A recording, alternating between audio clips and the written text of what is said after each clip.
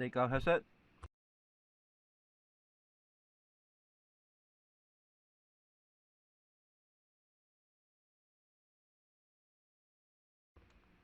Stakeout headset.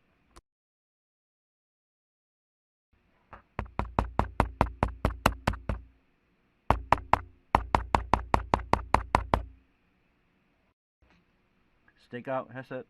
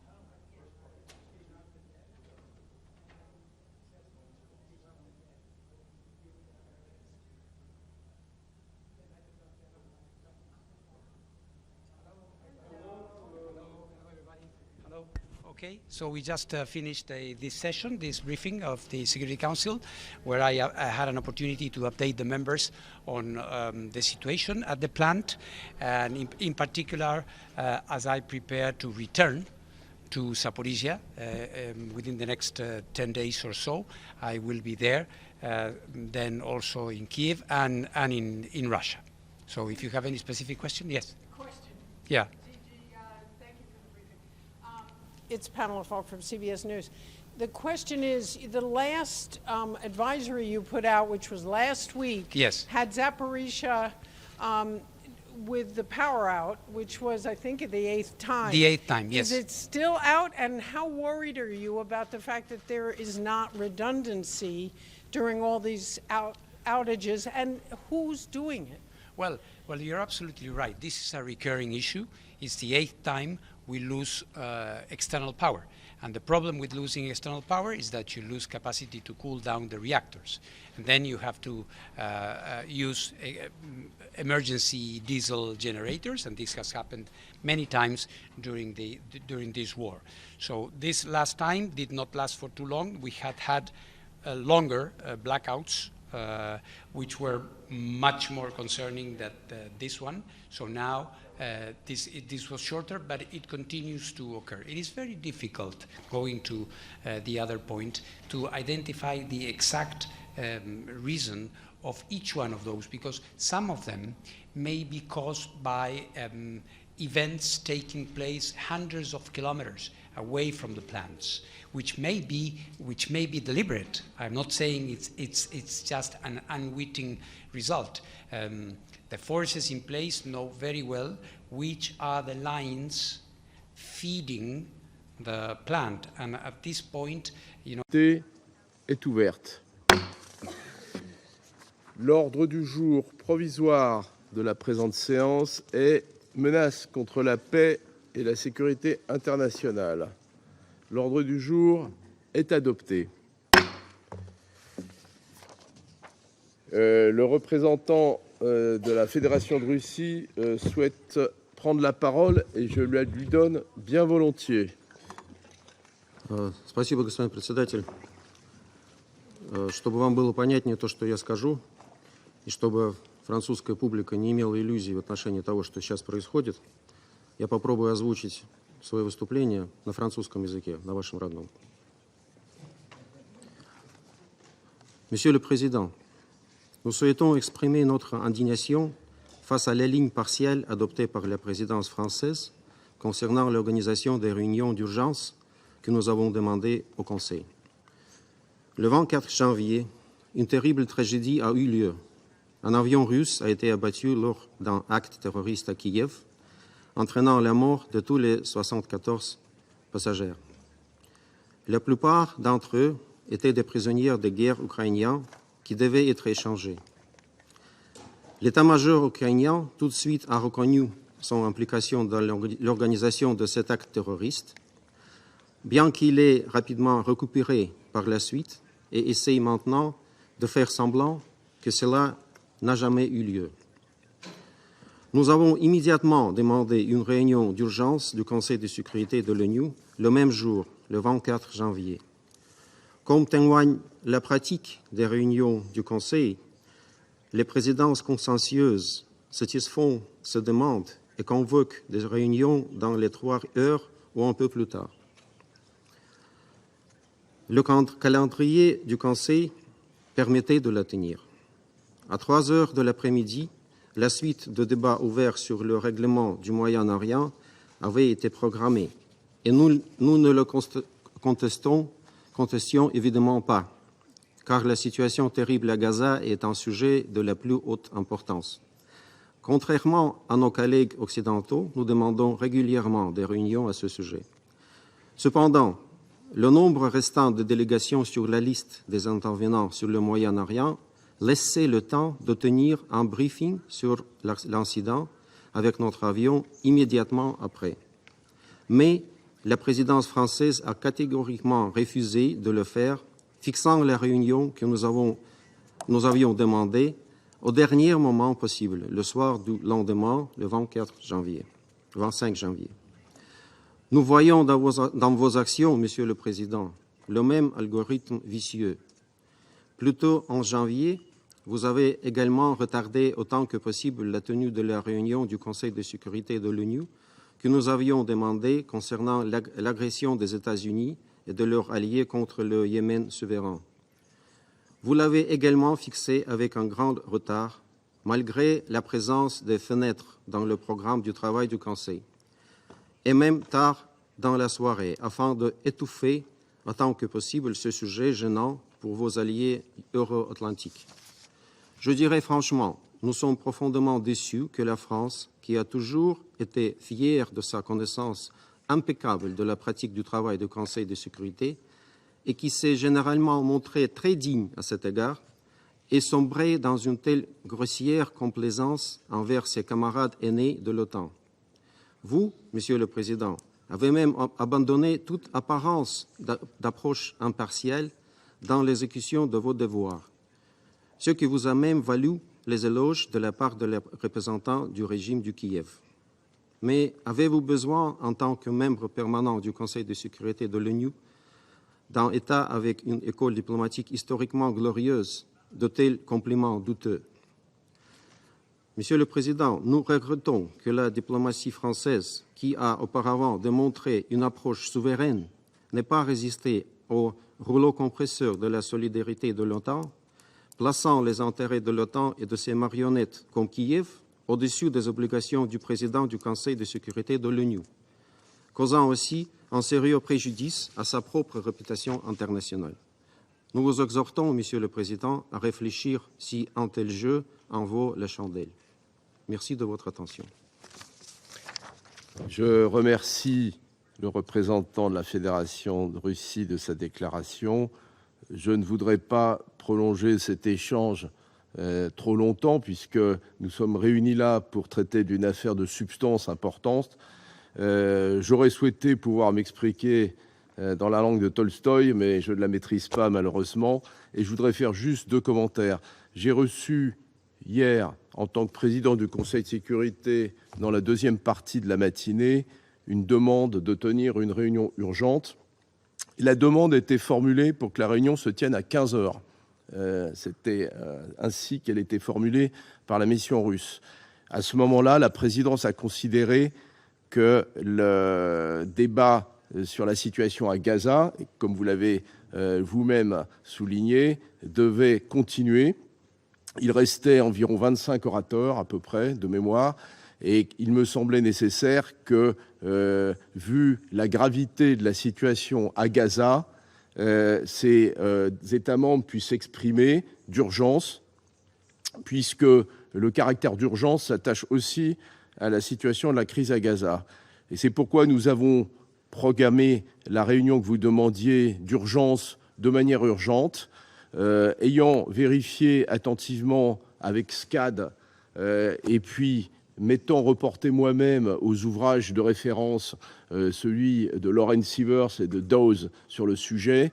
Il y a plusieurs interprétations sur le sujet. Alors effectivement, on peut monter des réunions sous 3 heures. Je n'étais malheureusement pas en mesure de le faire hier. Et j'aurais pu également la monter sous 48 heures, puisque Lawrence Sievers et M. Dawes expliquent que quand c'est un urgent meeting, c'est dans les 48 heures. Et si on veut que ça soit dans les 24 heures, il faut que ça soit emergency meeting et pas urgent meeting. Et SCAD, pour sa part et plus général, dit dès que possible, as soon as possible. Donc j'ai monté cette réunion dès que possible. J'ai tenu compte aussi, et je le tiens à le dire aux représentants russes, non pas d'un souci de politiser ce sujet, mais de besoin pour les États membres de ce Conseil, en particulier les membres élus qui ne disposent pas forcément de toute l'information à un instant T, de quelques instants supplémentaires pour pouvoir s'informer par eux-mêmes de la situation et avoir aujourd'hui une réunion plus informée et plus productive. Voilà, je vous remercie. Conformément à l'article 37 du règlement intérieur provisoire du Conseil, j'invite la représentante de l'Ukraine à participer à la présente séance. Il en est ainsi décidé. Conformément à l'article 39 du règlement intérieur provisoire du Conseil, j'invite Mme Rosemary Di Carlo, secrétaire générale adjointe aux affaires politiques et à la consolidation de la paix, à participer à la présente séance. Il en est ainsi décidé. Le Conseil de sécurité va maintenant aborder l'examen du point 2 de l'ordre du jour. Je donne maintenant la parole à Madame Rosemary Di Carlo. Mr. President, yesterday it was reported that a Russian IL-76 military transport plane crashed in the Belgorod region of the Russian Federation, near the border of Ukraine, killing everyone on board. According to Russian authorities, the plane was carrying 65 Ukrainian prisoners of war, 6 Russian crew members, and 3 Russian military personnel. According to Ukrainian authorities, the plane may have been carrying missiles for Russia's military system. We understand both Russia and Ukraine are conducting separate investigations into the incident, and Ukraine has called for an international probe. The United Nations is not in a position to verify these reports or the circumstances of the crash. What is clear is that the incident took place in the context of Russia's invasion of Ukraine and ongoing war. To avoid further escalation, we urge all concerned to refrain from actions, rhetoric, or allegations that could further fuel the already dangerous conflict. Mr. President, in 1 month, we will mark the tragic milestone of 2 years since Russia launched its full-scale invasion of Ukraine, in blatant violation of the UN Charter and international law. And today is already the Security Council's 4th meeting on Ukraine since the beginning of the year.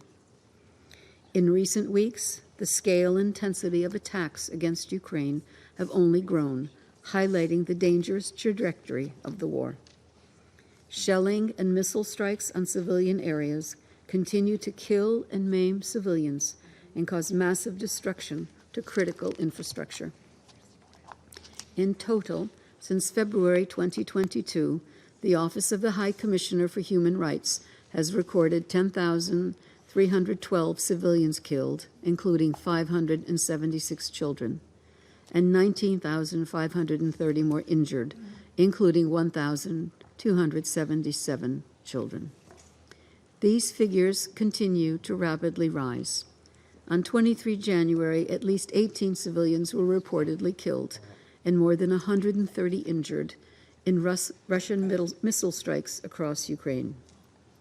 In Kiev, the latest attacks injured civilians and caused damage to civilian buildings, including those next to the United Nations office.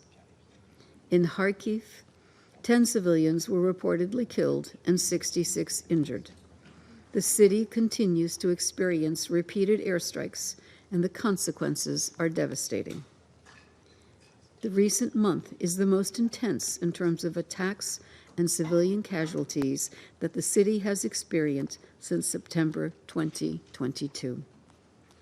Aerial assaults also cause loss and destruction in Dnipro and Odessa. Furthermore, on Sunday, 21 January, 28 civilians were reportedly killed and 30 injured in shelling on the Russian-controlled Ukrainian city of Donetsk. Cross-border strikes are also reportedly expanding inside the Russian Federation, reaching beyond the immediate border regions.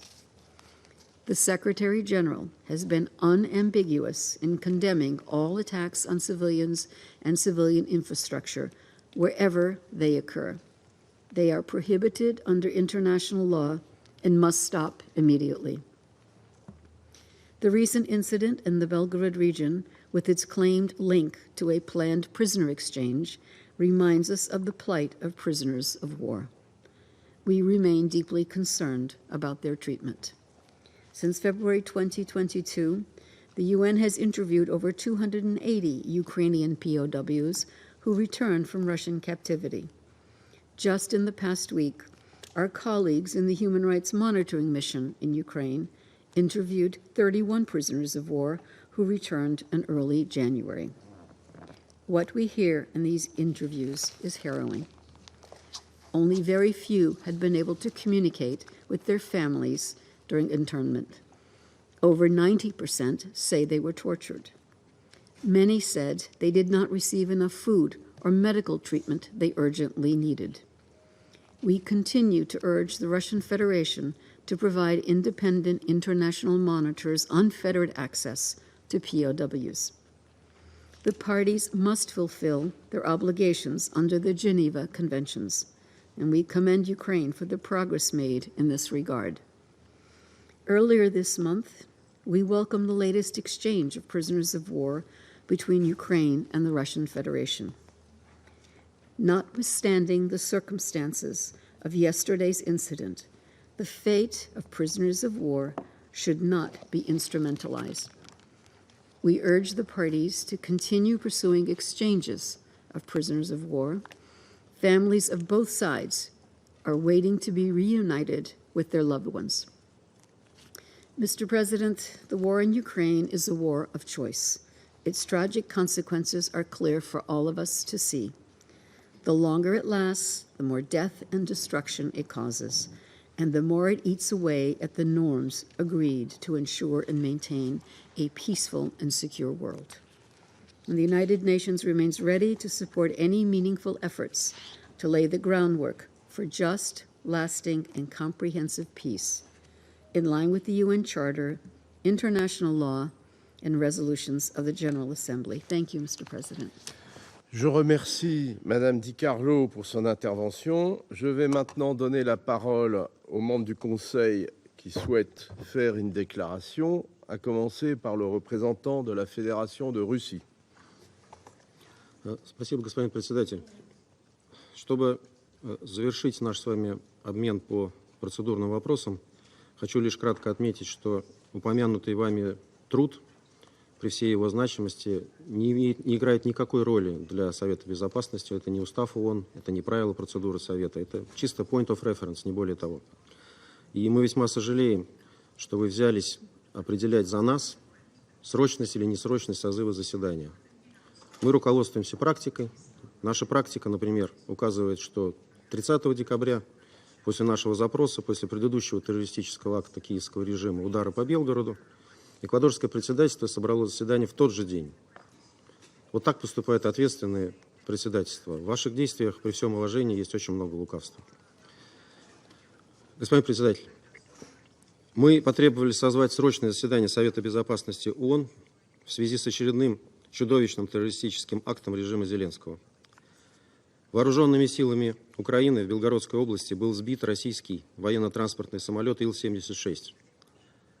На борту находились 6 членов экипажа, 65 пленных бойцов ВСУ, которых перевозили для обмена, а также 3 сопровождающих. Только благодаря подвигу пилотов, до последнего момента уводивших самолет как можно дальше от жилых построек, на земле никто не пострадал. Все имеющиеся у нас сегодня данные указывают на то, что мы имеем дело с преднамеренным, продуманным преступлением. Руководство Украины прекрасно знало о маршруте и способе транспортировки солдат к месту заранее согласованного обмена. Он должен был состояться вчера, 24 января, во второй половине дня. Это уже не первая подобная операция, однако на сей раз киевский режим по каким-то необъяснимым любому здравомыслящему человеку причинам решил ее сорвать, причем самым варварским способом. Как показывает предварительное расследование, данный террористический акт ВСУ осуществили с применением зенитного ракетного комплекса. Ракеты были запущены из населенного пункта Липцы Харьковской области. Многое указывает на то, что это могли быть либо американский Патриот, либо Ирис-Т немецкого производства. Если это подтвердится, поставившие их западные страны окажутся прямыми соучастниками этого преступления. Подобно тому, как они являются подельниками ВСУ при обстрелах из западных вооружений мирных кварталов российских городов. Этими чудовищными действиями режим Зеленского, если он, конечно, все еще осуществляет хоть какой-то контроль над действиями своих боевиков, в очередной раз показал свою бесчеловечную сущность и полную недоговороспособность. То, что он готов приносить в жертву западным геополитическим интересам своих собственных граждан в любом количестве, уже ни для кого на Украине не секрет.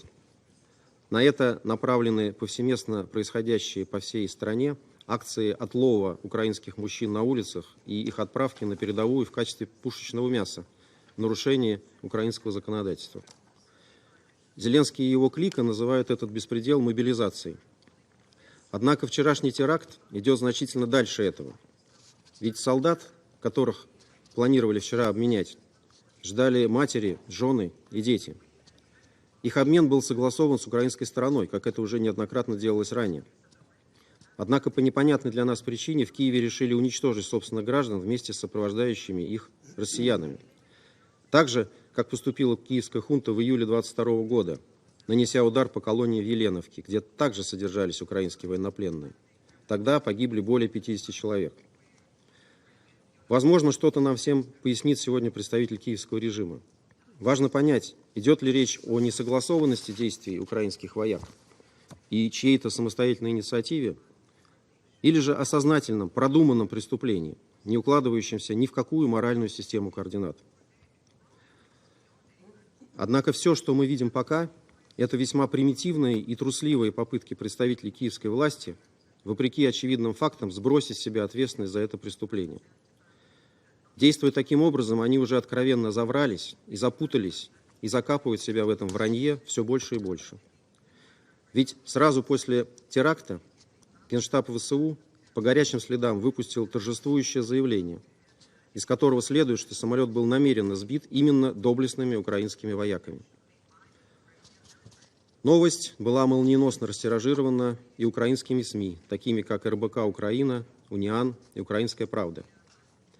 Однако по мере поступления информации о том, что на борту находились свои же военнопленные, киевский режим запаниковал и стал лихорадочно заметать следы. Упомянутые первые признания о причастности ВСУ были весьма топорно подчищены в интернете.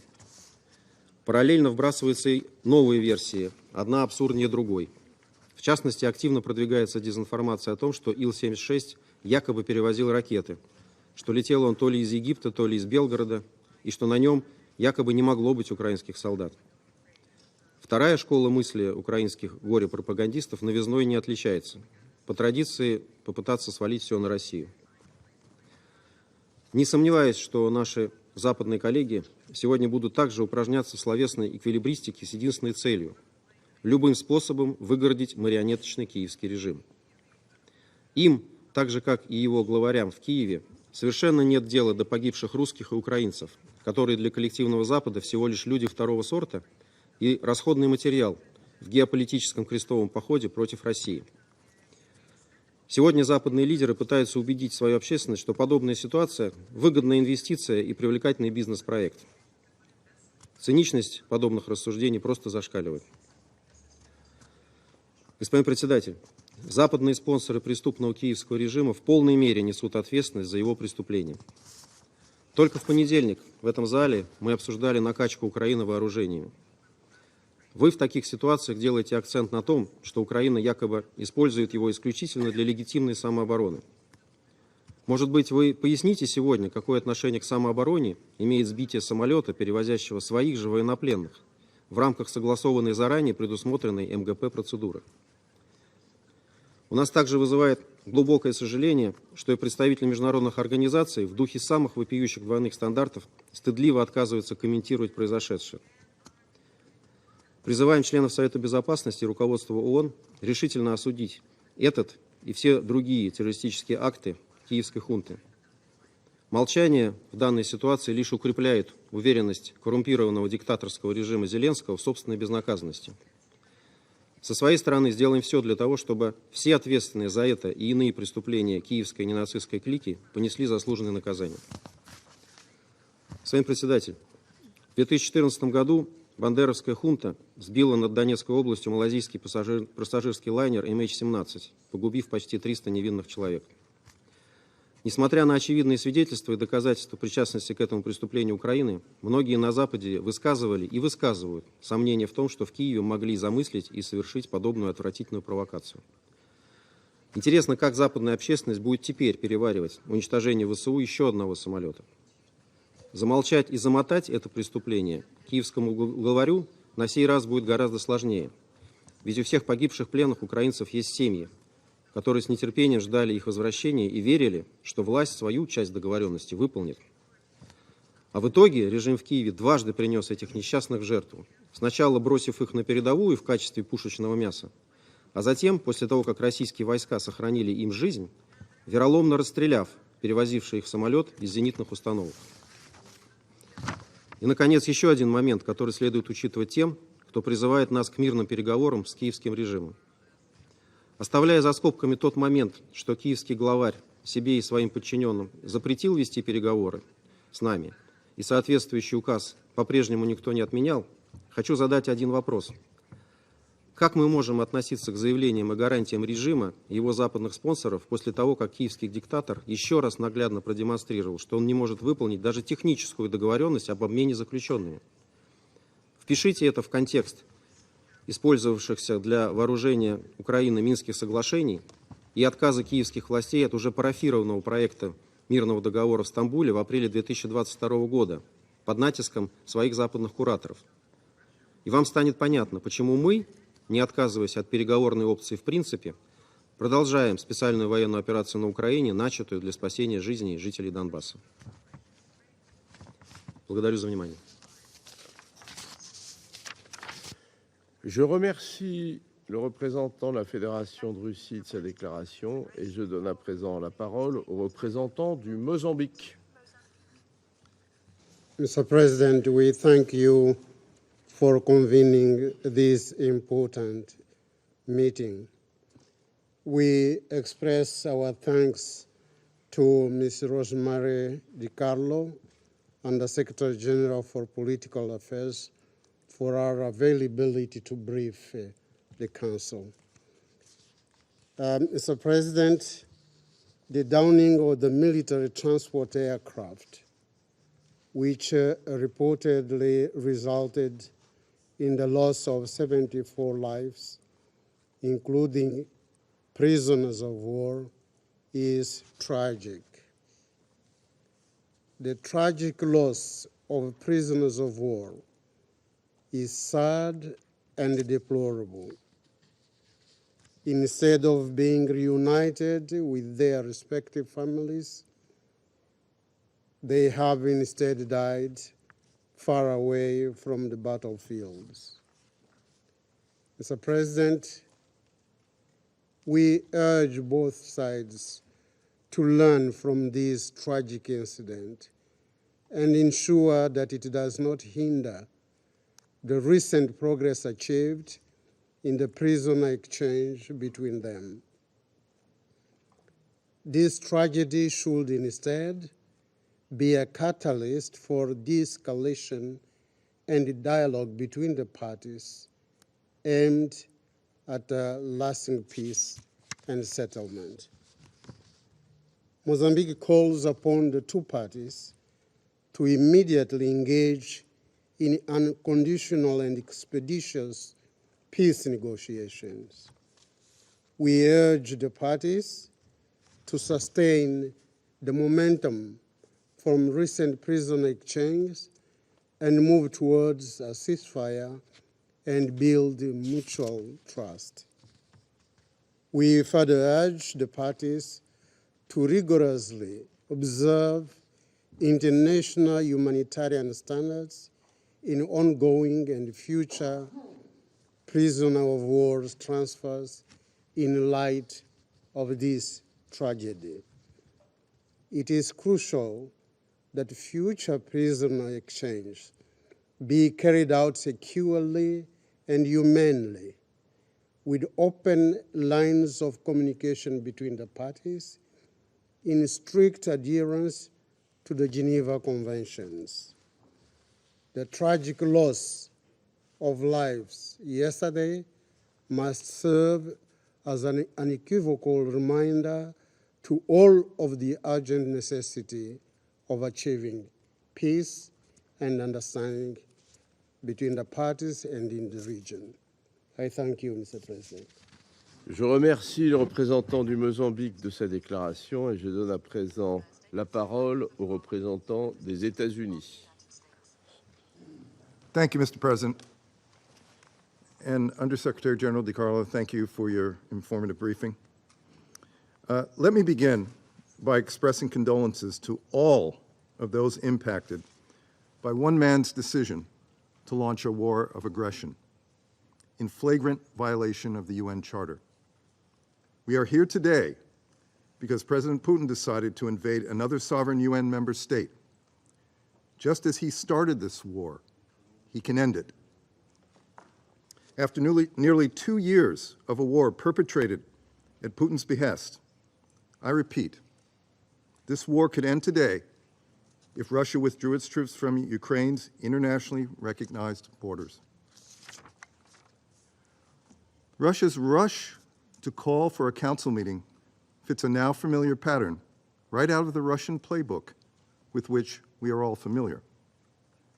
Russia has repeatedly attempted to shift responsibility for the tragedies of this senseless war of choice as though it is the victim and not the aggressor.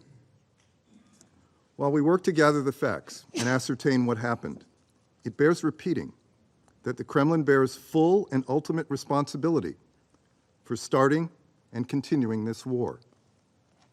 Members of the Russian armed forces also bear responsibility for the war crimes and other atrocities they have committed. The Russian representatives' expressions of concern and attempts to appear serious about the Council's mandate to maintain international peace and security ring hollow as Russia continues to commit aggression and unspeakable atrocities against Ukrainian citizens. As Russia's full-scale invasion nears its 2-year mark, we call on the international community to continue its support of Ukraine's sovereignty and territorial integrity. The Kremlin cannot be allowed to succeed in its effort to erase an independent Ukraine from the map and subjugate its people. Thank you, Mr. President.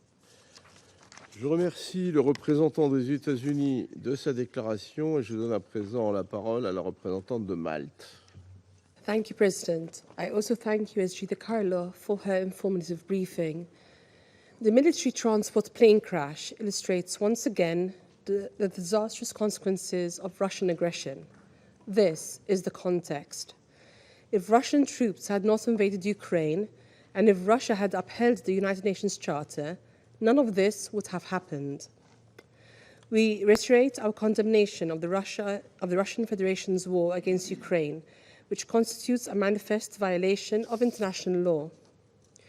Russia's ongoing campaign of systematic airstrikes against civilians and civilian infrastructure continues to bring suffering to Ukrainians.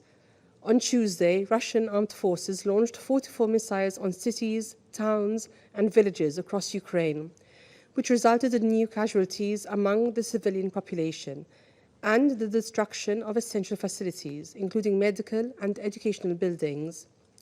Over 200 different objects were damaged, 18 people were killed, and more than 130 were injured. All attacks must stop. All attacks are prohibited under international law. This is yet another reminder of the dire consequences of Russia's aggression against Ukraine.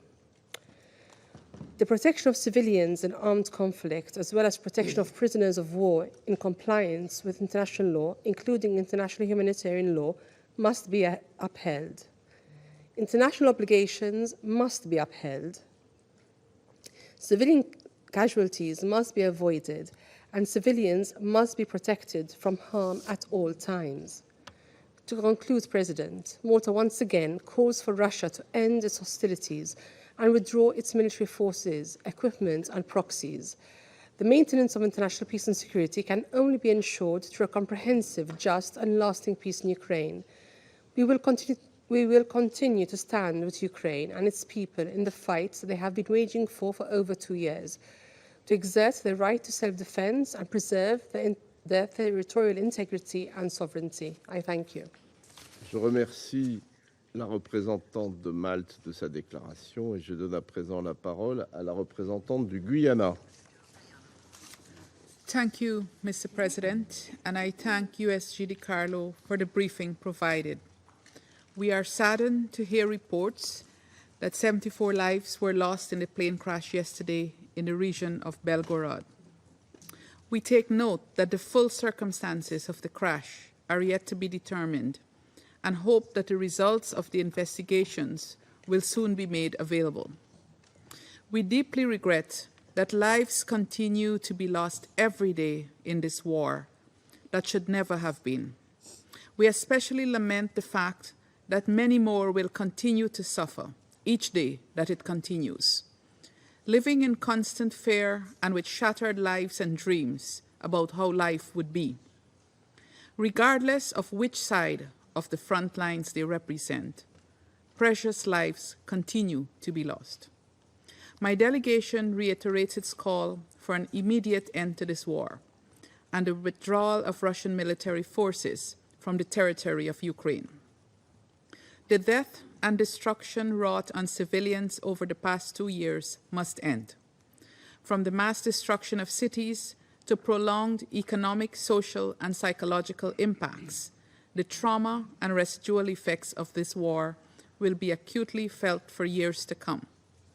In this vein, we also reiterate our call for the parties to comply with their obligations under international law and international humanitarian law, and to guarantee protection for those who are most vulnerable, including women and children.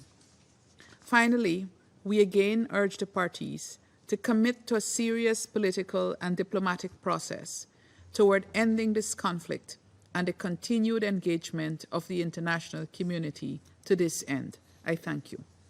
Je remercie la représentante du Guyana de sa déclaration et je donne à présent la parole au représentant de la République de Corée. Thank you, Mr. President. Let me begin by thanking USG Rosemary DiCarlo for your briefing. Since the Russian Federation began its illegal invasion of Ukraine, we have been witnessing all kinds of human suffering occurring every day for almost 2 years. At this juncture, we have now witnessed yet another tragedy caused by this war. From a humanitarian perspective, the Republic of Korea emphasizes the need to comply with international norms related to the protection of prisoners of war and the civilians at all times. Regarding the crash of the Russian military plane Ilyushin 76 in the Belgorod region near the Ukraine border on 24 January, my delegation regrets the loss of life of all who were on board. At the same time, we also note that there are discrepancies between the positions of Russia and Ukraine, and the facts are unclear at this point. Under these circumstances, more information is needed to be determined the actual cause and the results of this tragedy at this time. My delegation hopes that the full picture of this instance will become clear through a fair investigation based on facts. It was reported that on the same day, Ukraine and Russia were both pursuing the exchange of POWs, which was not realized. From a humanitarian perspective, we hope that this incident will not negatively impact any potential future exchange of POWs between the two sides. Mr. President, it is unbearable to watch tragic events occur repeatedly as the war continues. In this regard, my delegation once again urges the Russian Federation to immediately withdraw its military forces from the territory of Ukraine and to put an end to this brutal war. Ukraine's sovereignty, political independence, and territorial integrity should be respected. In concluding, I reaffirm that the Republic of Korea is firmly committed to working with the international community towards a lasting peace in Ukraine in line with the UN Charter and relevant UN resolutions. I thank you. Je remercie le représentant de la République de Corée pour sa déclaration et je donne à présent la parole au représentant de la Suisse. Monsieur le Président, je remercie la secrétaire générale adjointe Rosemary DiCarlo pour son exposé. La Suisse prend note des informations concernant un avion militaire qui s'est écrasé dans la région de Belgorod, près de la frontière ukrainienne, hier. À l'heure actuelle, nous ne disposons pas d'informations fiables sur cet incident. Il est crucial que les faits soient établis d'une manière approfondie, transparente et indépendante. Ici, nous rappelons que la Commission internationale humanitaire d'établissement des faits se tient en tout temps à la disposition des parties en conflit pour clarifier les circonstances. Nous appelons chacune d'éviter les spéculations, les accusations et conclusions hâtives qui ne font qu'exacerber les tensions existantes. Sans préjuger des conclusions détaillées, je souhaite saisir l'occasion pour réitérer 3 messages clés. Premièrement, depuis plus de 700 jours, l'agression militaire russe cause des souffrances et des destructions incommensurables. Si cette agression militaire n'avait pas eu lieu, nous ne serions pas en train de discuter d'incidents tels que celui qui nous réunit aujourd'hui. Nous déplorons les pertes des vies humaines résultant de cette guerre insensée et appelons la Russie à cesser toutes ses opérations de combat et à retirer ses troupes de l'Ukraine. Deuxièmement, le droit international humanitaire doit être respecté inconditionnellement par toutes les parties au conflit. Il accorde une protection cruciale aux personnes qui ne participent pas ou plus aux hostilités, telles que les civils, les combattants blessés et les prisonniers de guerre. Nous rappelons qu'en vertu des conventions de Genève, les prisonniers de guerre doivent être protégés contre les dangers découlant des opérations militaires. La responsabilité première d'assurer leur sécurité, y compris pendant des transports, incombe à la puissance détentrice. Nous soutenons les efforts d'échange de prisonniers de guerre et invitons les parties à les poursuivre. Troisièmement, en lien avec les 2 premiers points, nous exhortons la Russie de cesser les vagues d'attaques de missiles et de drones qui continuent de faire des victimes civiles et de causer des dommages importants à des infrastructures civiles. Cette semaine encore, dans plusieurs endroits en Ukraine, notamment à Kiev, à Kharkiv et dans la région de Dnipropetrovsk. Il est urgent de redoubler les efforts pour parvenir à une paix globale, juste et durable en Ukraine. Je vous remercie. Je remercie le représentant de la Suisse de sa déclaration et je donne la parole au représentant de la Chine. 主席先生，我感谢迪卡洛副秘书长的通报。本周一，安理会刚刚审议向乌克兰输送武器问题。今天我们在此紧急开会，讨论有关俄罗斯军用运输机坠毁并造成重大人员伤亡事件。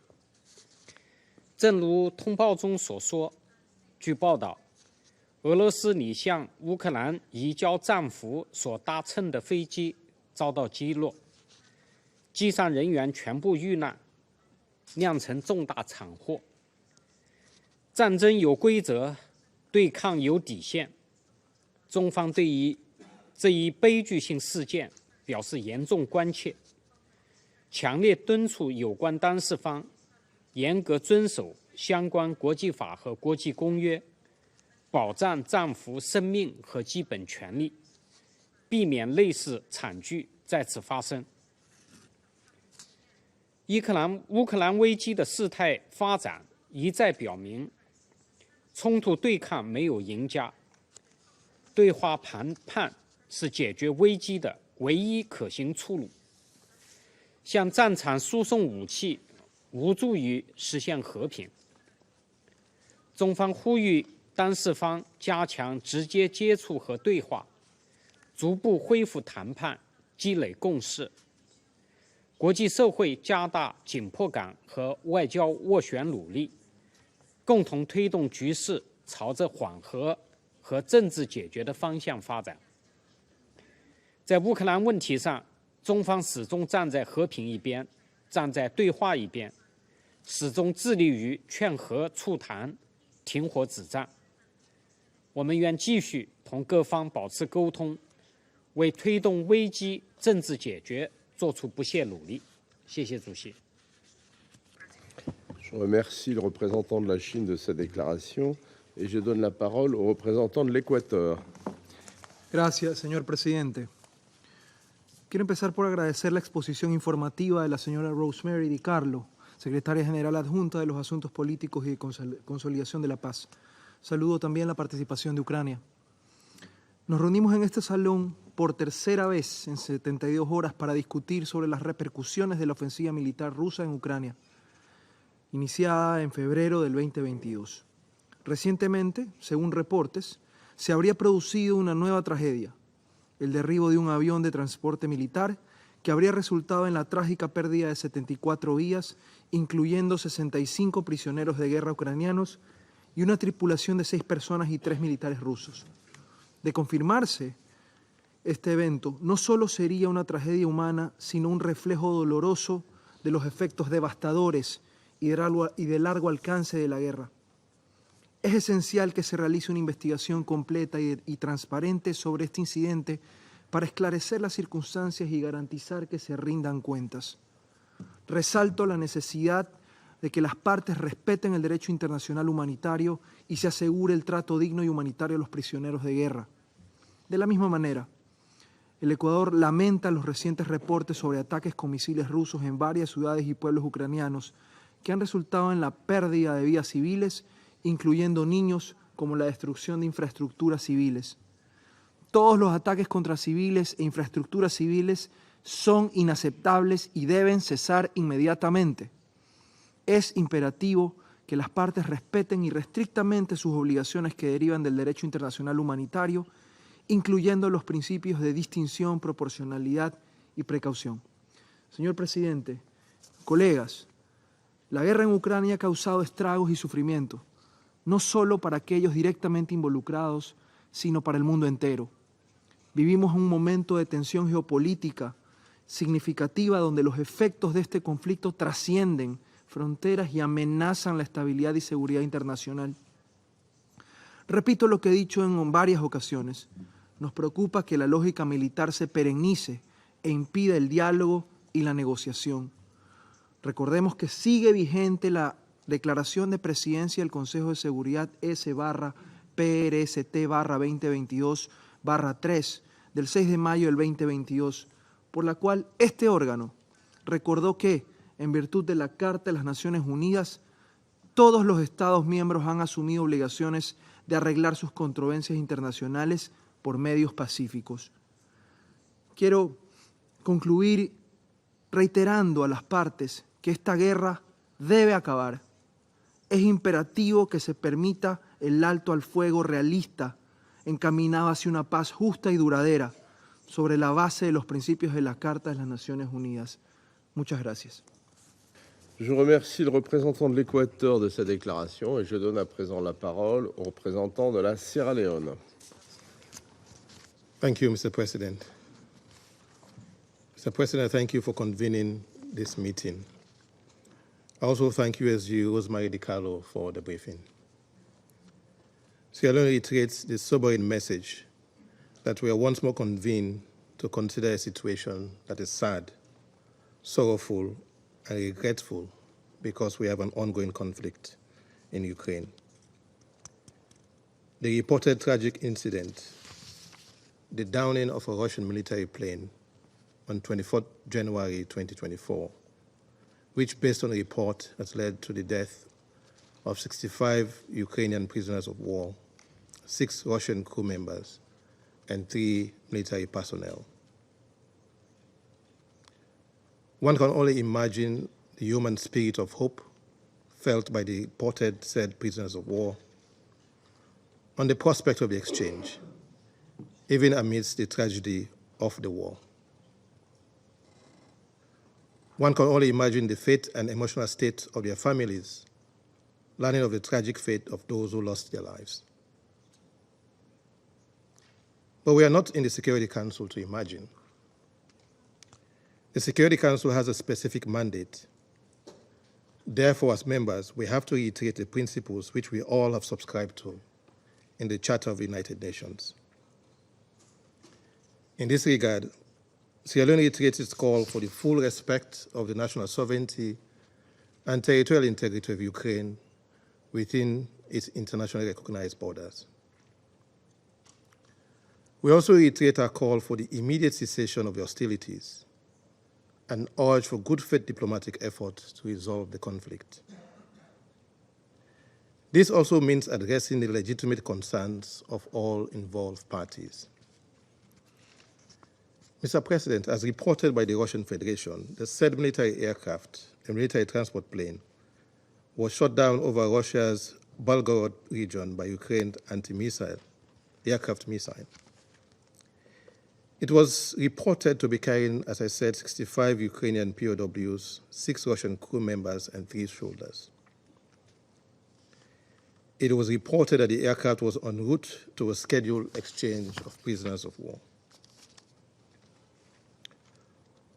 Although reports from Ukraine indicate that a prisoner of war exchange was scheduled, it reported that it lacked reliable and comprehensive information about the identity of those on board the downed plane. Ukraine has also reported that the Russian Federation did not communicate information and the need to secure safe airspace over the Belgorod region. Accordingly, Sierra Leone will make the following critical observations.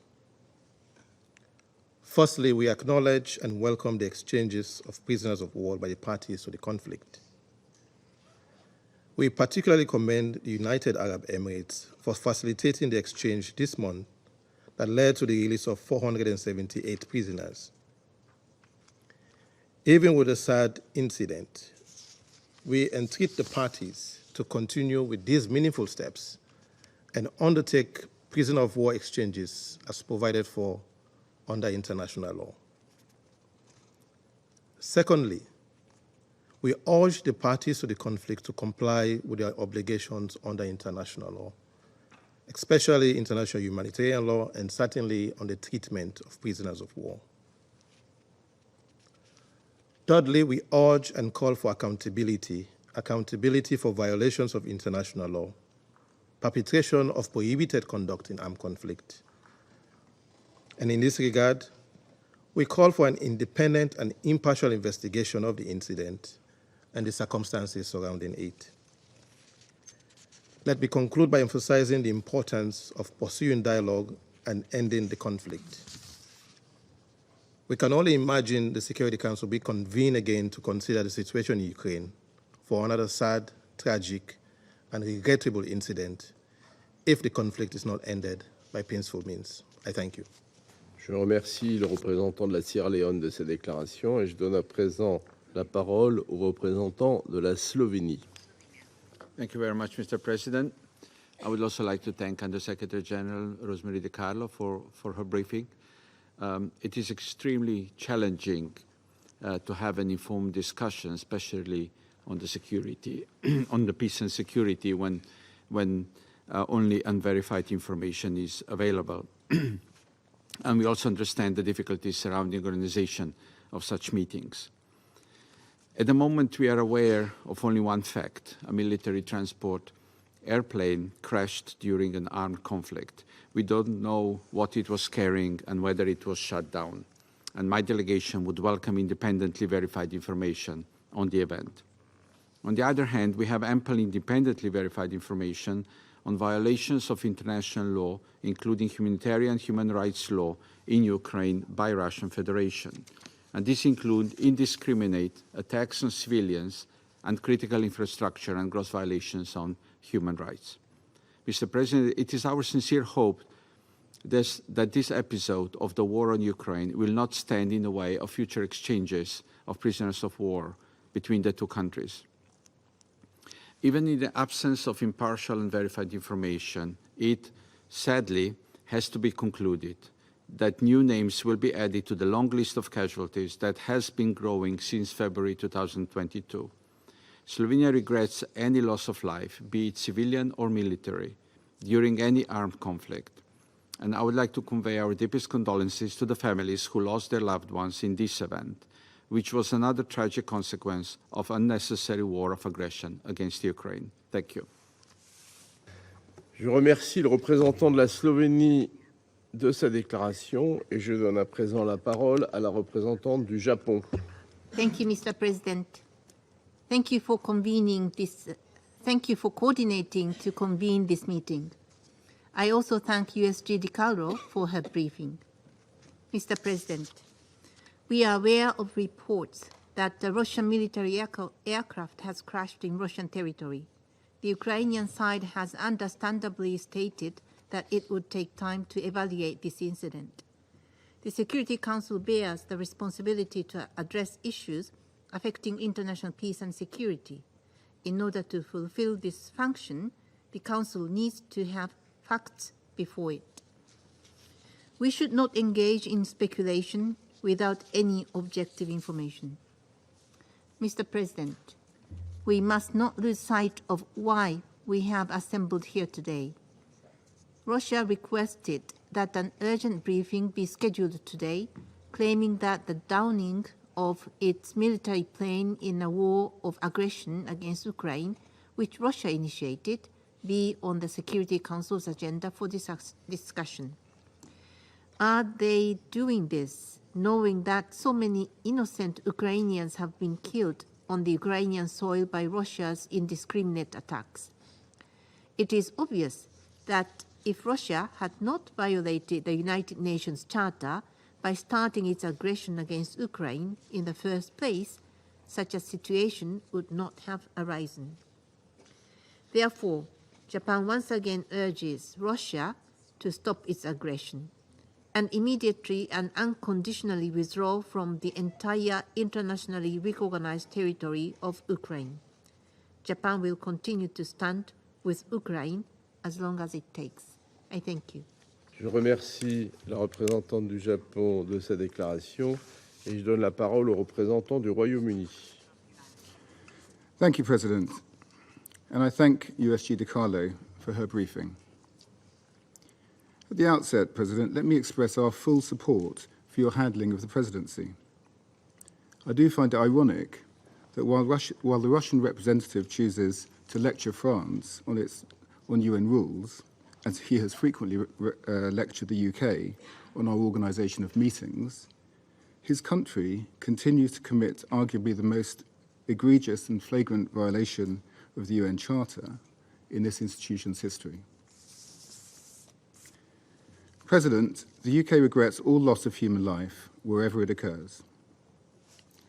We fully support Ukraine's calm and measured response to this aircraft incident and agree there is an urgent need to establish the facts, as President Zelensky has said. Whilst it is too early to draw conclusions, one thing is clear. When President Putin made the decision to illegally invade Ukraine, he demonstrated his total disregard for the value of human life, including his own citizens. We would not be in this position, and incidents like this would not happen, if it were not for Russia's full-scale illegal invasion in February 2022. A sovereign, independent Ukraine did not, and does not, pose a threat to Russia. Ukrainians want and deserve to live in peace and security, and without interference from their largest neighbour. Hundreds of thousands of lives have been lost in this war, including over 300,000 Russian soldiers dead and injured, and tens of thousands of Ukrainian civilians killed. Soon, this pointless conflict will have lasted 2 years. Russia can choose to end the bloodshed. It can withdraw all its military personnel from the internationally recognized borders of Ukraine. And, as a permanent member of this Council, it can uphold the purposes and principles of the UN Charter. Thank you. Je remercie le représentant du Royaume-Uni de sa déclaration et je donne à présent la parole au représentant de l'Algérie. Thank you, Mr. President. I thank Under-Secretary General Rosemary DiCarlo for her briefing. 2 weeks ago, in the same chamber, Algeria expressed concern about the escalation of tensions and the continued loss of lives. Such unfortunate developments are only pushing further any prospect of peaceful settlement of this crisis. And here we are today, after the deadly incident of Russian military transport aircraft with 74 persons on board. Allow me to extend my sincere condolences to the families of all victims. If this incident did not occur, the soldiers that lost their lives today would have been freed and the airplane crew back home. The Council would have likely welcomed the exchange of prisoners between Russia and Ukraine as a positive gesture. Unfortunately, this is not the case. We are rather urgently gathering today with more acute concern. More concerned about the logic of confrontation prevailing in this crisis. More concerned about the increasing polarizations. More concerned about the lack of perspective for inclusive and constructive dialogue and negotiations. We are once again calling up all parties to exercise restraint and to prioritize political dialogue for the sake of just and lasting peace. The principle of the UN Charter need to be upheld in this regard, while taking into account the legitimate security concerns of all parties. The international community is also called to promote and intensify further diplomatic efforts to achieve peace. We stand ready to contribute to any endeavor to promote inclusive and constructive dialogue as soon as the parties are ready to engage in genuine negotiations. I thank you. Je remercie le représentant de l'Algérie pour sa déclaration. Je vais maintenant faire une déclaration en ma qualité de représentant de la France. Je remercie Mme Di Carlo pour son exposé. Le 24 février 2022, la Russie a lancé une agression à grande échelle contre l'Ukraine, alors que depuis 8 ans déjà, elle occupait la Crimée et alimentait la guerre dans le Donbass. Les conséquences négatives découlant de cette agression, dont la Russie porte seule l'entière responsabilité, ne cessent de se multiplier. Chaque jour amène l'annonce d'un nouveau drame accompagné de son cortège de victimes.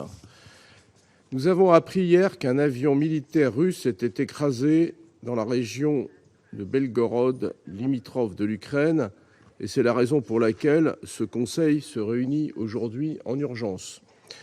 Il n'y aurait pas de survivants. Nous savons également, sans pouvoir dire avec certitude s'il y a un lien entre ces deux événements, qu'un échange de prisonniers de guerre devait avoir lieu ce même jour. La Russie affirme que l'avion transportait les prisonniers ukrainiens. Il est important de faire toute la lumière sur ces événements. En tout état de cause, il est difficilement soutenable d'entendre la Russie se désoler du sort des prisonniers de guerre ukrainiens.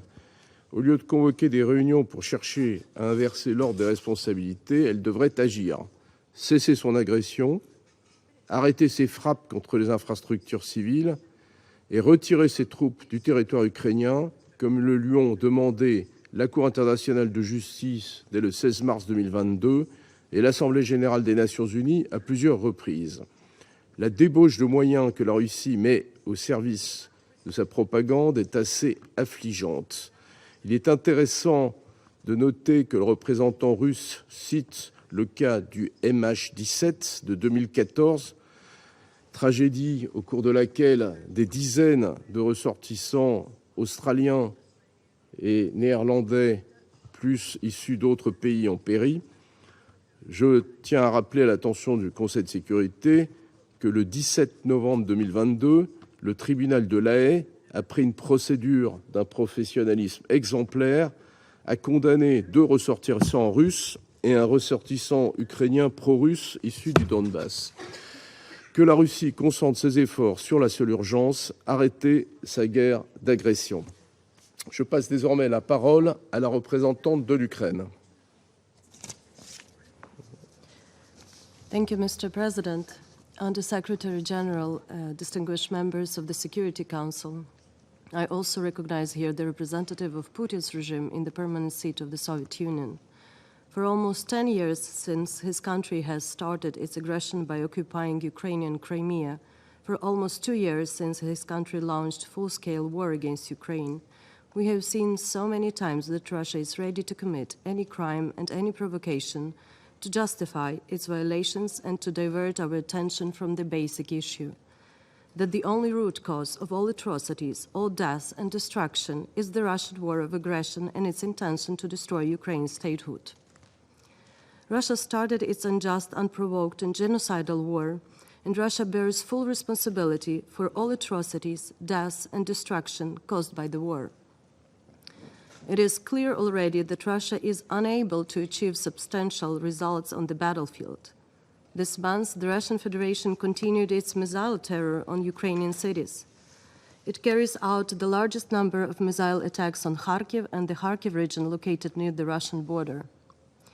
In the last week alone, Russia launched 19 missile strikes on the above region, using at least 26 S-300 and 3 Iskander missiles. As a result of these attacks, 16 people, including 1 child, were killed, 78 wounded. 13 buildings were destroyed, including 1 hospital, 3 educational institutions, and 6 residential buildings. The Russian Federation must immediately stop shelling Ukrainian cities. Russia has deliberately turned the Belgorod region into a springboard for missile terror against Kharkiv, a city of over 1 million people. A quarter of the city has already been destroyed by Russian strikes. Any state within the limits of international law will take all possible measures to protect its people and infrastructure. The armed forces of Ukraine are taking all necessary measures to protect the civilian population from Russian missile attacks, as well as to reduce the missile threat stemming from Russia, especially from the Belgorod region. To this end, the Ukrainian forces not only control the airspace, but also closely monitor the missile launch sites and logistics of their supply chains, including the use of military transport aviation.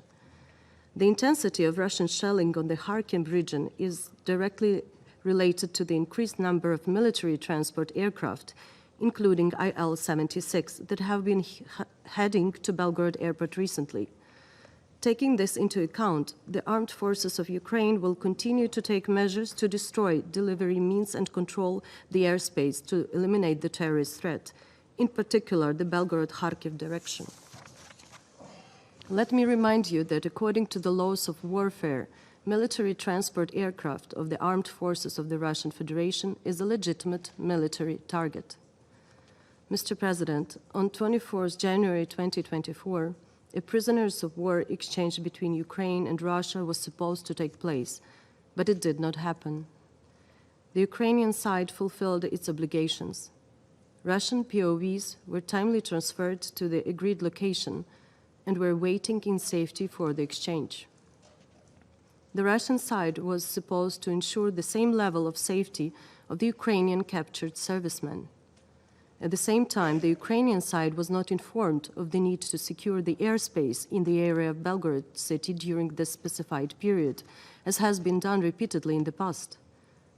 The situation we are dealing with effectively took place in several regions.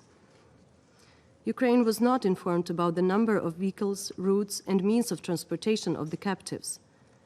This alone may constitute intentional actions by Russia to endanger the lives and safety of the prisoners. The landing of a transport aircraft in a 30-kilometer zone of combat operations poses a danger to the entire exchange process, and Russia, as the responsible for the safety of the POW site, should take all necessary measures, including to inform of all transfer-related details in the war zone and its proximity, to comply with all relevant international provisions. Since 2014, Moscow has used civilians as human shields in the Crimea and the Donbas. This Russian practice was repeatedly recorded on the ground when Russian soldiers physically covered themselves with Ukrainian prisoners and opened fire from behind their backs. This is a common tactic for Russia that violates the norms of the international humanitarian law. Russian propaganda was suspiciously fast in translating instant statements about the shooting down of a Russian Il-76 aircraft that had allegedly transported Ukrainian POWs.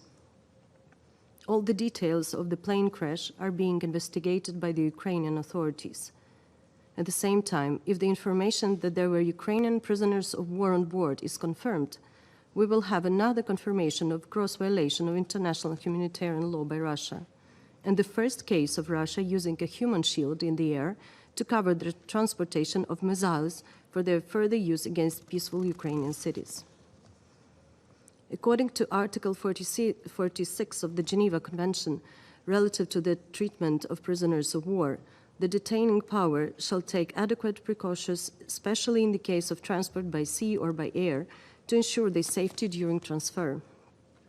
The Security Service of Ukraine registered a criminal proceeding on the basis that the military political leadership of the Russian Federation also violated Article 130 of the above convention, failing to ensure the safety of prisoners of war during transportation and used an object for transportation that is a legitimate target due to its military use. Taking into account all the presented facts, Ukraine emphasizes that in accordance with international law, Russia bears full responsibility for the lives of Ukrainian prisoners of war. We insist on conducting an international investigation to establish all the circumstances of this incident. Mr. President, Russia is directly responsible for the aggression against Ukraine. The Russian state is the world's largest organized source of terror.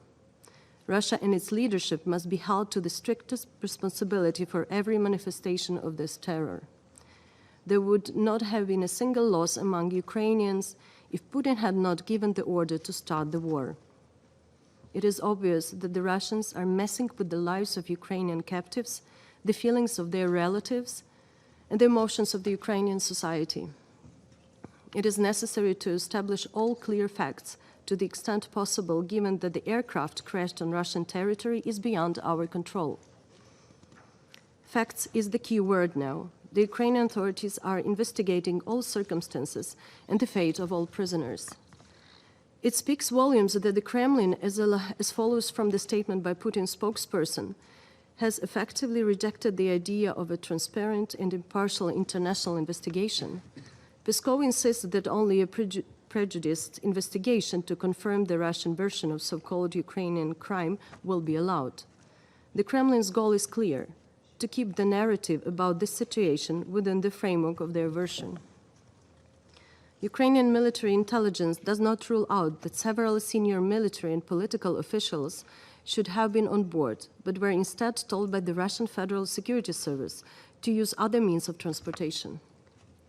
Following the plane crash, the Federal Security Service and the Russian military did not allow emergency workers to inspect the crash site as per protocol. According to our military intelligence, only 5 bodies were sent to the local morgue in Belgorod, and no human remains are visible on videos from the crash site. We reiterate that there is only one way to stop the scourge of war: to stop the war itself. The Russian Federation should make the only just decision as outlined by the UN resolution of 23rd February last year, principles of the Charter of the United Nations underlining comprehensive, just and lasting peace in Ukraine. Russia must cease its aggression, withdraw its troops from the territory of Ukraine, and prepare for what usually follows the end of the war: accountability and reparations. Thank you. Je remercie la représentante de l'Ukraine de sa déclaration. Le représentant de la Fédération de Russie a souhaité faire une nouvelle déclaration et je lui redonne la parole. Спасибо, господин председатель. Я на самом деле не собирался комментировать украинское выступление.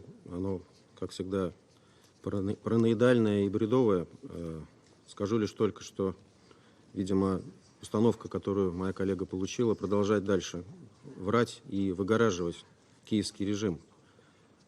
Списки были опубликованы, они были доведены до украинской стороны в установленном порядке, как это неоднократно делалось, и отрицать это абсолютно бессмысленно. В отличие, кстати сказать, от списков тех же жертв провокации в Буче, которые мы до сих пор не можем добиться, и постоянно об этом говорим. Но сказать я хочу не об этом. Я хотел ответить на то, что вы упомянули в своем выступлении, господин председатель, о крушении малазийского Боинга рейса MH17 в 2014 году. И по традиции, по западной лицемерной традиции, возложили вину за произошедшую трагедию на Россию. Хотел бы кратко напомнить вам неопровержимые факты, которые вы обычно пытаетесь игнорировать. После авиакатастрофы именно Россия последовательно настаивала на проведении беспристрастного и транспарентного международного расследования и стояла у истоков принятия соответствующей резолюции Совета Безопасности 2166.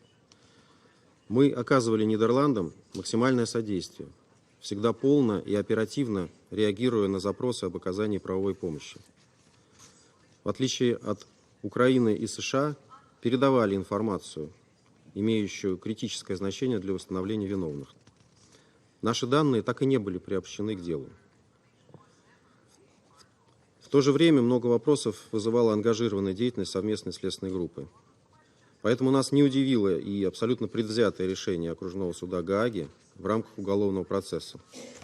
Совершенно очевидно, что выводы группы и итоги судебного разбирательства были нацелены исключительно на то, чтобы подогнать доказательную базу под одну единственную версию, выгодную Западу, о причастности России к этой немыслимой трагедии. Своим очевидным подыгрыванием киевскому режиму его пособники полностью себя дискредитировали. Они закрывали глаза на грубейшие несостыковки и откровенное вранье Киева в рамках этого процесса. В частности, не поддается никакой логике ключевой факт дела. Украинские власти не закрыли воздушное пространство над зоной конфликта в нарушение норм международного права. Все это изобличает очевидную политическую ангажированность главных участников разбирательства. Коллеги, в этом году будет 10 лет с момента катастрофы, но ничего не изменилось. Запад по-прежнему в угоду политической конъюнктуре оправдывает любые преступления своих киевских марионеток, пытаясь переводить стрелки на Россию, даже когда факты говорят об обратном. Хочу подчеркнуть, что никакого отношения к процессу наказания виновных за катастрофу рейса MH17, которые на самом деле находились и находятся в Киеве, этот политический спектакль не имеет. Благодарю вас.